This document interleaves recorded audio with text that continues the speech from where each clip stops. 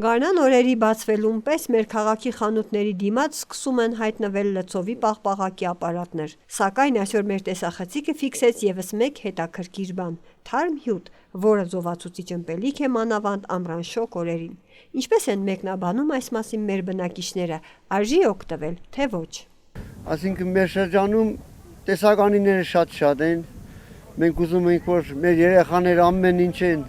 տեսնեն, զգան, համերը գիտենան ինչ է, խոսքին առաջ կար լցովի մարոժի պաղպաղակ, հիմա կան շատ տեսականիներ,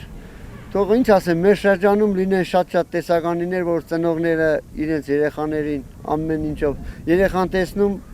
ուզում է, ինչ անես, պետք է վեկալել, որ երեխան զգա դրա համը, հաջողքը ստանա,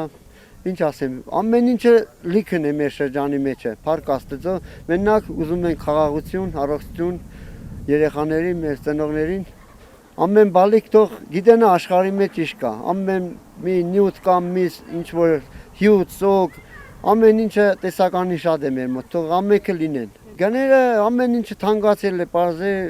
Աստված թող լրիվ ամեն ինչ էժանանա, տարբեր գներ կա, ինչ ասեմ,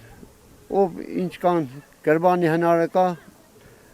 երեխա կա լավն է ուզում, երեխա կա չունի, այն էլ լավ ուզում, թող Աստված տա, բոլորն ունենան, այդ տեսականի վեկալեն, իրանց երեխեքն էլ հիանան այդ պաղպաղակով կամ սոգերով թազա։